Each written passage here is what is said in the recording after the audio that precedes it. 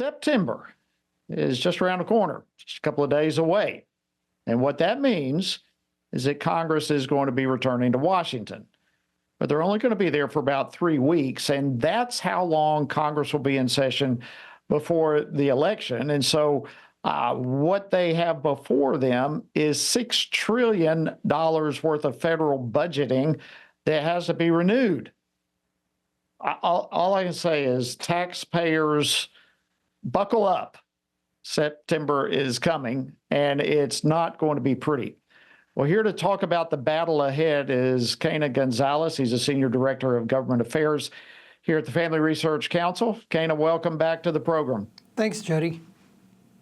All right, so I want to talk to you about this. I'm well familiar with it as well. Congressional spending. And because Congress comes back to Washington in 2 weeks, and they're going to be dealing with all these 12 spending bills. Obviously, that's going to be among the top priorities.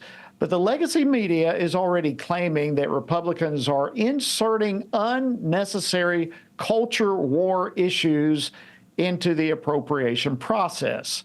So is that accurate? The short answer is no, Jody. They are not inserting culture war issues into the budgeting process, into the spending process. What they're doing is responding to Democrats' overreach over the last 4 years. Remember, the Biden-Harris administration has been in charge in the White House and setting the agenda for the entire executive branch. Democrats control the Senate by a very comfortable margin. And in the House, the Republicans have a razor-thin margin. So Democrats have gotten away with a lot in Washington in the last 4 years. And what Republicans in the House, conservatives in the House, are trying to do is pull back on some of that government overreach, especially as it relates to protecting the unborn, protecting women, and protecting youth. Yeah, I mean, that really is the case. The other side, Quena, they are masterful at accusing others, and in this case, in most cases, accusing Republicans of the very things that they themselves are guilty of doing.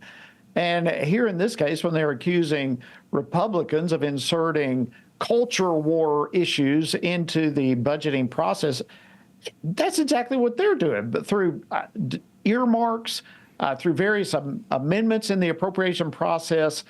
You mentioned a few of them, but are there other type things that Democrats have inserted into the appropriations process that you find extremely alarming and concerning? Oh, yes, and I'll give you a rundown in a moment, but I just wanted to go back to what the congressman said at the top of the show, that values, Kamala Harris is trying to make this election about values. And if you want to know what values the Democrats really espouse, look at where they want to spend your money. Some earmarks. We counted 9 earmarks so far that we have found and documented, including $5.5 million being set aside for hospitals and medical organizations that perform later-term abortions or chemical abortions.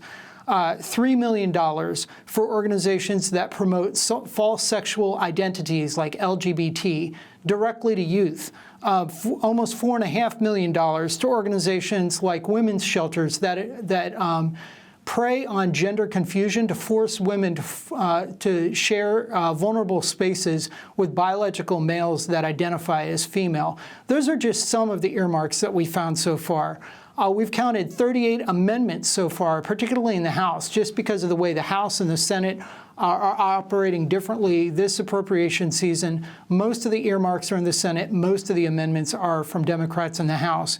And I won't go through all nearly 40 amendments that we found, but some categories that we found, there are multiple amendments discriminating against Americans based on their belief that life begins in the womb, or discriminating against Americans who still believe that that marriage is or should be between one man and one woman. These are Democrat amendments that will weaponize the federal government against Americans.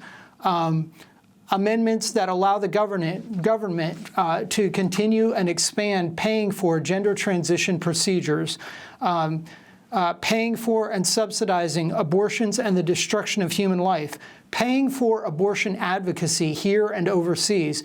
It's just amazing. sometimes we have some bold friends in the House of Representatives and in the Senate who stand for life, stand for marriage, and stand for conservative values, but not enough. And it seems like there are many, many, many more Democrats who are very willing to stand boldly for their values. Well, there you listed, my jaw is wide open while you're mentioning some of those things, Quena. It's unbelievable. There is so much to discuss on this appropriations process. It's a complicated process. It's a time-consuming process. But I don't want our audience to get lost in the weeds of all of this. Where can they go to learn more about the process and just kind of keep a pulse of what's going on? Absolutely, Jody. So there is an article up today at the Washington Stand at washingtonstand.com where you can look and see how our research has turned up so far, all of these amendments and earmarks.